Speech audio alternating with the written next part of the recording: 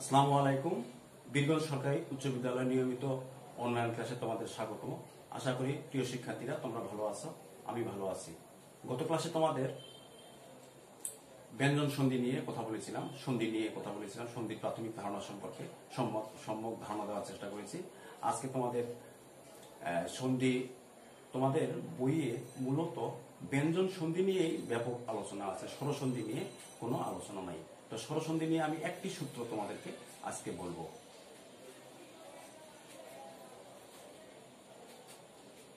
স্বরসন্ধি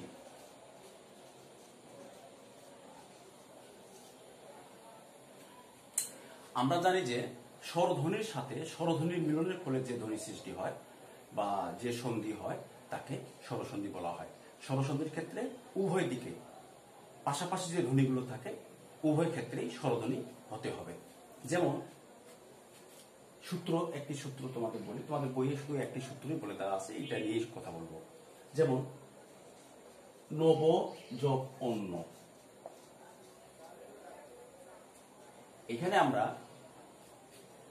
প্রথম শব্দের শেষে ধ্বনি খুঁজবো। কি ধ্বনি আছে এখানে? আপাত দৃষ্টিতে মনে হচ্ছে ব ধ্বনি আছে, আসলে এখানে ব নাই। আমরা জানি যে ব্যঞ্জন ধ্বনি উচ্চারণের সময় স্বরধ্বনি সাহায্য নিতে হয়, তাহলে বয়ের সঙ্গে অবশ্যই এখানে ও আছে, তার মানে এখানে ও ধ্বনি, এখানে ও ধ্বনি, এই দুইটা মিলে আ ধ্বনি হয়, তাহলে এখানে হবে নবান্ন। এখানে একটা সূত্র তোমরা মনে রাখার চেষ্টা করবে, যদি সামনে স্বরেও থাকে পিছনে স্বরেও থাকে তাহলে এটা স্বরেয়া হয়। যদি সামনে স্বরেও থাকে পরে স্বরেয়া থাকে তাহলে এটি আকার হয়। যদি সামনে আকার আ থাকে পরে আ থাকে তাহলেও আ হয়। যদি সামনে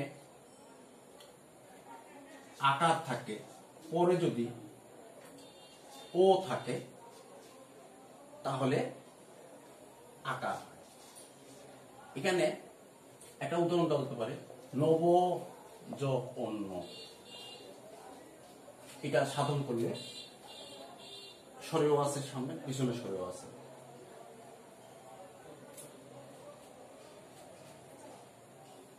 এভাবে আমরা এই নিয়মে সন্ধি সাধন করতে পারি। এখানে আ আছে, এখানে বিদ্যা যোগ আলয়,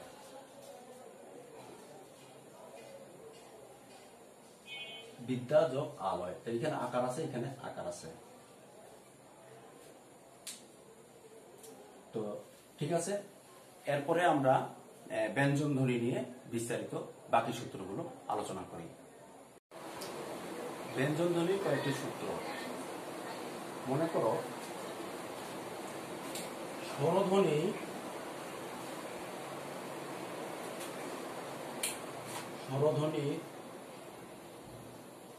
সাথে ব্যঞ্জন ধ্বনি,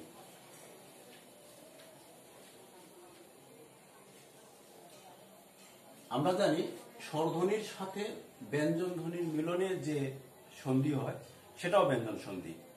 যদি আগে স্বরধ্বনি থাকে পরে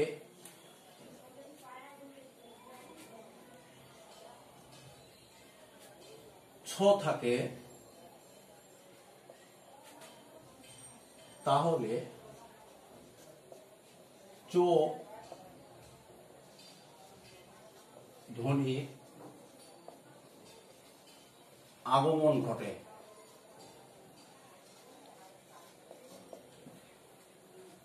অর্থাৎ আগে স্বরধ্বনি থাকবে, স্বরধ্বনির পরে যদি ছ থাকে তাহলে এই স্বরধ্বনি এবং ছ থাকবে, চ নতুন করে আগমন ঘটবে, চ এর নতুন আগমন ঘটবে। কয়েকটি উদাহরণ দিলে বিষয়টি পরিষ্কার হবে।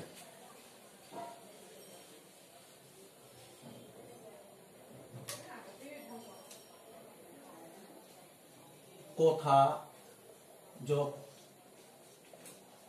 ছলে, এখানে আ ধ্বনি আছে, স্বরধ্বনি, আর এখানে ছ আছে, এই দুইটা মিলে আগের স্বর আ থাকবে, পরের ছ থাকবে, চ ধ্বনি নতুন করে আগমন ঘটবে।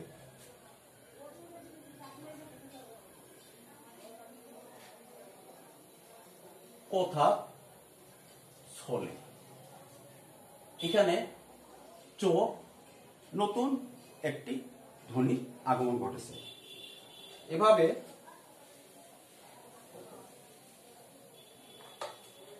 পরিযোগছেদ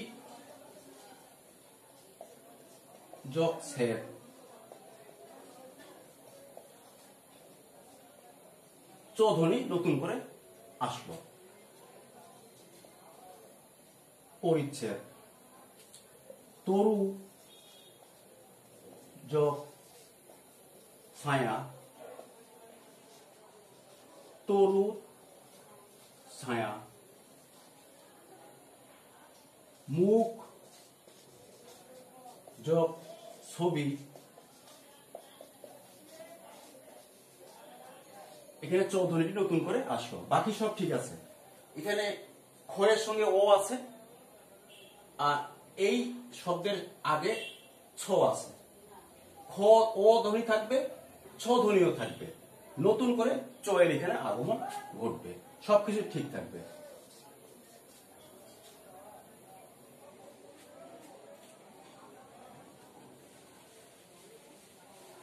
আরো কিছু সূত্র আছে। এবার আগে স্বরধ্বনি ছিল স্বরে এবং ব্যঞ্জনে, কয়েকটি সূত্র আমরা দেখলাম এখানে। আর আরেকটি সূত্র আছে, সেটা হলো ব্যঞ্জনে ব্যঞ্জনে, ব্যঞ্জন ধ্বনির সাথে ব্যঞ্জন ধ্বনির মিলনে কয়েকটি সন্ধির উদাহরণ। যেমন মনে করো, যদি তো তো হসন্ত দিয়ে লেখা যাবে না, তো হসন্ত দিয়ে লিখতে গেলে অবশ্যই খণ্ডত ব্যবহার করতে হবে, খণ্ডত। যদি আগে ধ্বনি খণ্ডত ত হয় অথবা দ হয়, এবং পরে যদি যুক্ত হয় চ বা ছ, তাহলে এটা দ হলো, দ এর সঙ্গে ও নাই, হসন্ত থাকলে ও নাই ধরে নিতে হবে। তাহলে এই দ কিংবা তো এর সাথে যদি চ বা ছ যুক্ত হয়, তাহলে তো বা দ রূপান্তর হয়ে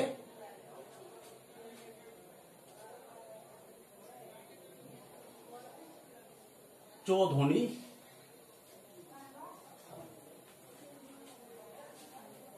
তো এবং দো এইটা থাকবে না, এটা পরিবর্তন হবে, এটা রূপান্তর ঘটে। যদি তো দো আগে থাকে, পরে চ কিংবা ছ থাকে, তাহলে এই তো কিংবা দো এটা থাকবে না, কিসে রূপান্তর হবে? চ এ রূপান্তর হবে। ছ কিংবা চ এটা বহাল থাকবে। যেমন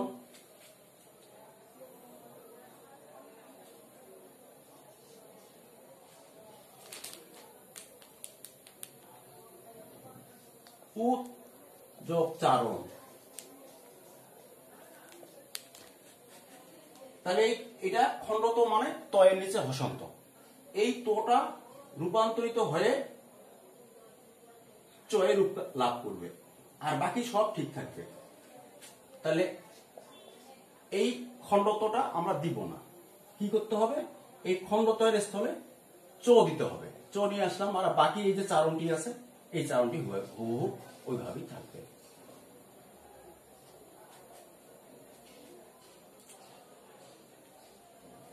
যেমন চলত যোগ চিত্র, এখানে খণ্ডত বা তোটা পরিবর্তন হয়ে চ এর রূপ লাভ করবে।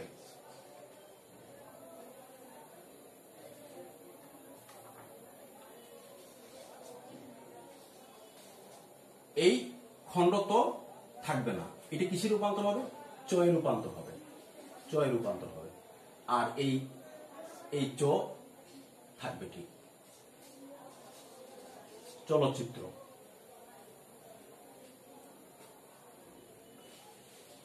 এইভাবে আরো কিছু উদাহরণ আছে। আবার তো কিংবা দয়ের পরে যদি এর পরে যদি বর্গীয় জ কিংবা ঝ থাকে, তাহলে তো এবং দ পরিবর্তিত হয়ে বর্গীয় জ হবে। এখানে কোনটা পরিবর্তন ঘটবে? তো এবং দ, এটা বিলুপ্ত হবে। এর জায়গায় কে আসবে? বর্গীয় জ আসবে। কখন আসবে? তো এবং দ এর পরে যদি বর্গীয় জ কিংবা ঝ থাকে, তাহলে এই তো এবং দ রূপান্তর হয়ে বর্গীয় জ হবে, আর পরের শব্দের আগের ধ্বনি ওইভাবে থাকবে। যেমন কত, জল। এখানে লক্ষ্য করো, এখানে দো আছে, এখানে বর্গীয় জ আছে, তাহলে পরিবর্তন কার হবে? দোটা থাকবে না। দয়ের জায়গায় কে আসবে? দয়ের জায়গায় বর্গীয় জ আসবে।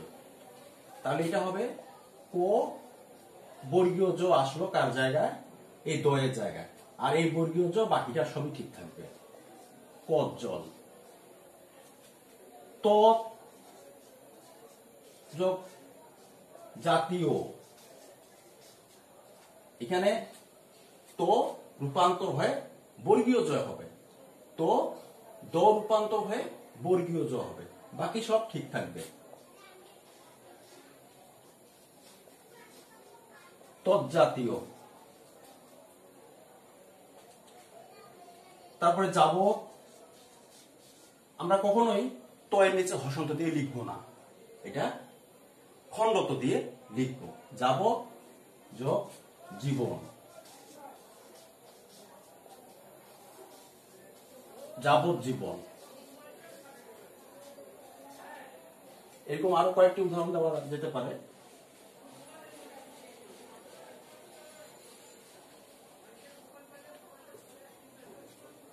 পুত যোগ ঝটিকা, এখানে ঝ আছে, তো এর সাথে ঝ থাকলে এই তো রূপান্তর হয়ে বর্গীয় জ হবে, আর এই অংশটা ঠিক থাকবে। আর এই খণ্ডত বা তোটি রূপান্তরিত হয়ে বর্গীয় জ রূপ লাভ করবে, তাহলে এটা হবে বর্গীয় জ। খণ্ডত রূপান্তর হয়ে বর্গীয় জ হলো, আর এই অংশটা ঠিক থাকবে। কুজ্ঝটিকা,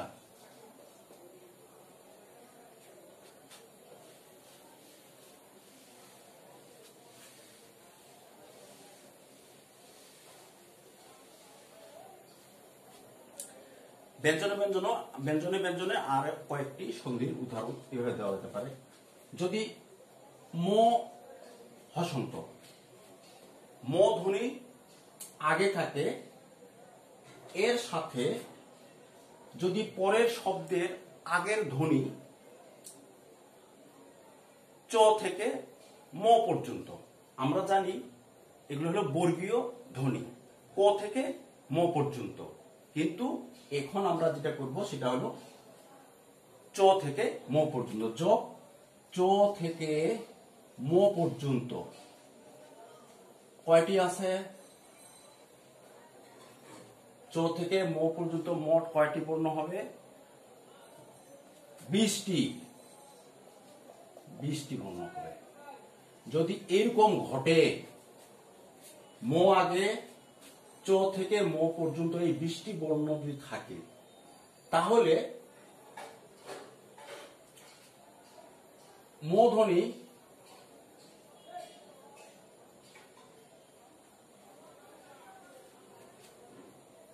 একটা উদাহরণ দিলে বিষয়টি পরিষ্কার হবে।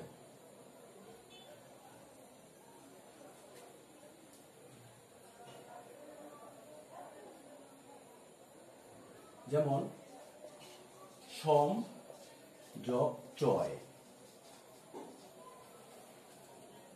এখানে ম আছে, হসন্ত চ আছে। যদি তাহলে ম ধ্বনি রূপান্তর হবে, ম ধ্বনি রূপান্তর হয়ে কোথায় যাবে? ম ধ্বনি রূপান্তর হবে। ম ধ্বনি কিসে রূপান্তর হবে? এই যে চ ধ্বনি আছে, দ্বিতীয় শব্দের আগে যে ধ্বনিটি আছে এই ধ্বনিটির নাসিক্য হবে। ম রূপান্তর হবে। ম কিসে রূপান্তর হবে? ম রূপান্তর হবে এই যে দ্বিতীয় শব্দের আগে যে ধ্বনিটি আছে এই ধ্বনির নাসিক্য। তার মানে চয়ে শেষে যে পঞ্চম যে সারিতে ধ্বনিটি আছে সেই ধ্বনিতে রূপান্তর হবে। তাহলে এখানে ম রূপান্তর হবে কিসে? চ ঠিক থাকবে, চ ঠিক থাকবে, ম রূপান্তর হবে। ম এর অবস্থান কোথায় হবে? পরের ধ্বনি পঞ্চম সারিতে যে ধ্বনিগুলো আছে সেটিতে রূপান্তর হবে। তাহলে চয়ের পঞ্চম সারিতে বা নাসিক্য, পঞ্চম সারিতে আমরা নাসিক্য ধ্বনি বলে থাকি। যেমন শেষে উ, ইয়, ন, ন, ম এগুলোকে নাসিক্য ধ্বনি বলা হয়। তাহলে চয়ের নাসিক্য হলো চয়ের যে 5 নম্বর যে ধ্বনিটি আছে সেটি। তাহলে চয়ের 5 নম্বর নাসিক্য ধ্বনিটি হবে ইও। ইওটা হলো চয়ের নাসিক্য। তাহলে ম রূপান্তর হয়ে চয়ে পঞ্চম ধ্বনিতে রূপ লাভ করলো, আর চটি এর সঙ্গে যুক্ত থাকবে, সঞ্চয়। তো আমরা জানি যে ইয় যোগ চ, এই যুক্ত ব্যঞ্জনটি রূপ হয় এইরকম।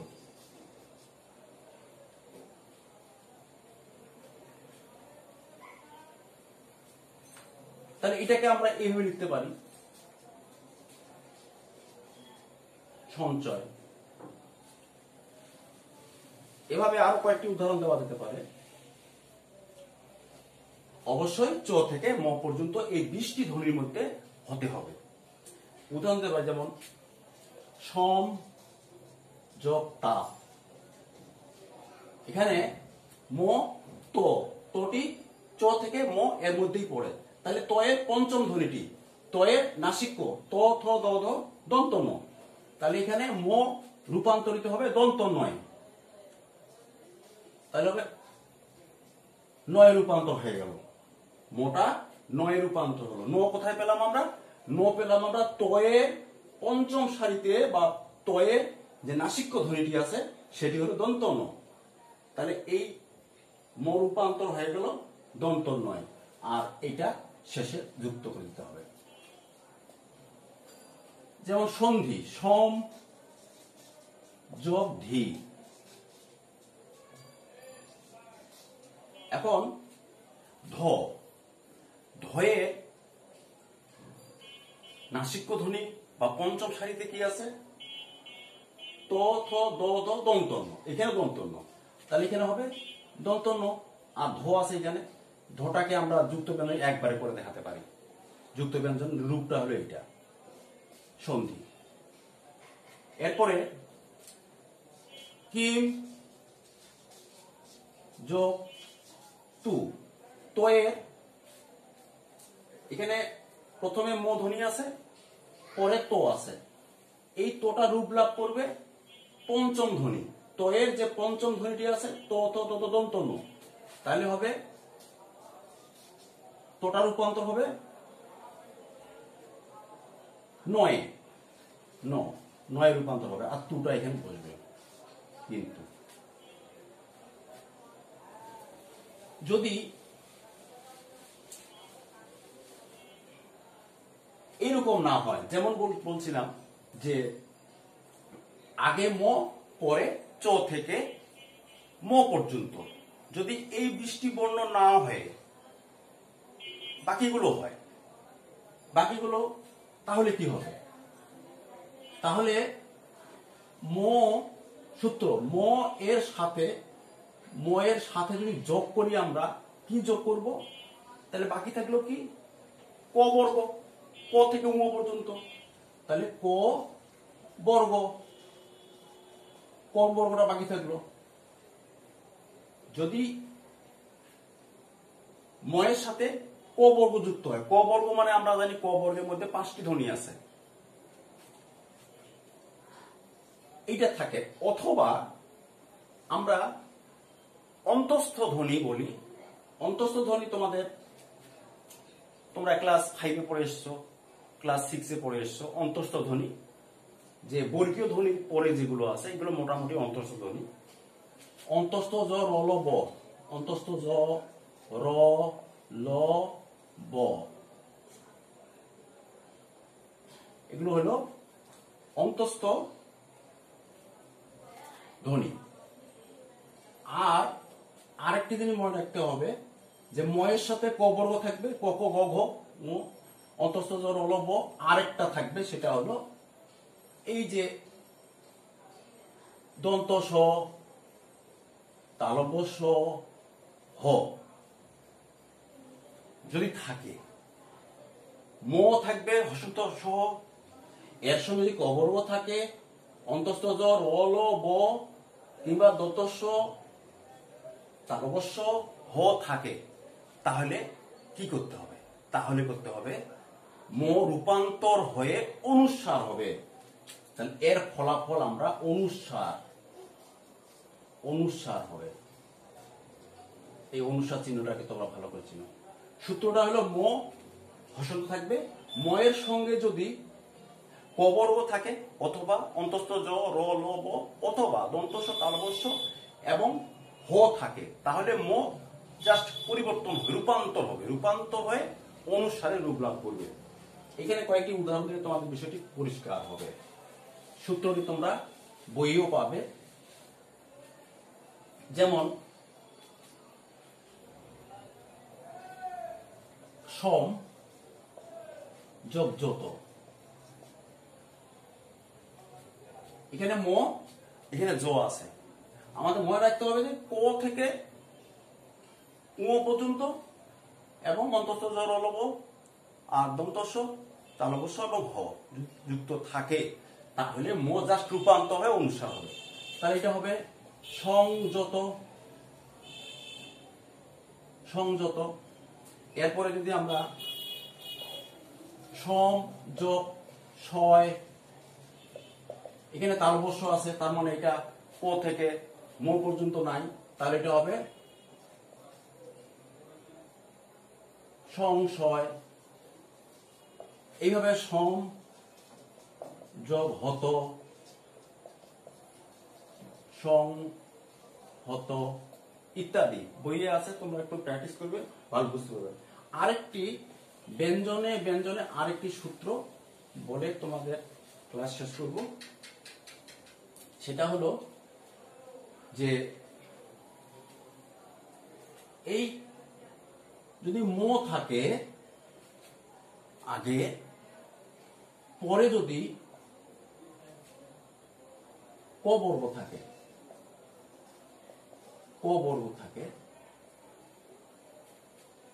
তাহলে আমরা একটু আগে সূত্রটা পড়লাম, তাহলে এখানে অনুস্বার হবে। এই সূত্রটা আমরা পড়লাম। কিন্তু যদি এরকম হয় ময়ের সাথে, যেমন অহম যোগ কার, এখানে অহংকার,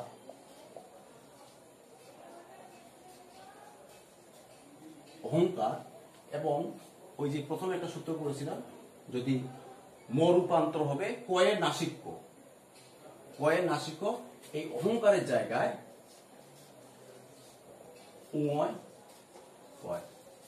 অহংকারও দিলেও ভুল হবে না। যেমন সম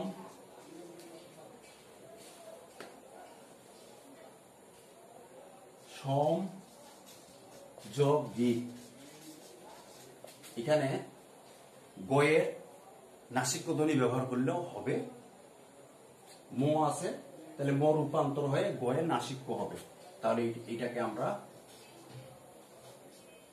সঙ্গীত কিংবা সঙ্গীত এইভাবেও লিখতে পারি, ভুল হবে না। তবে আধুনিক বাংলা ব্যাকরণের নিয়মে বেশিরভাগ ক্ষেত্রেই অনুসারটা ময়ের স্থানে অনুসারটা ব্যবহার করা হয়ে থাকে। আশা করি তোমরা স্বাস্থ্যবিধি মেনে চলবে, বাড়ি থেকে বের না হওয়ার চেষ্টা করবে এবং ক্লাসগুলো ফলো করবে। বাড়িতে আরো বাকি সূত্রগুলো আছে, এগুলো একটু দেখবে। আল্লাহ হাফেজ।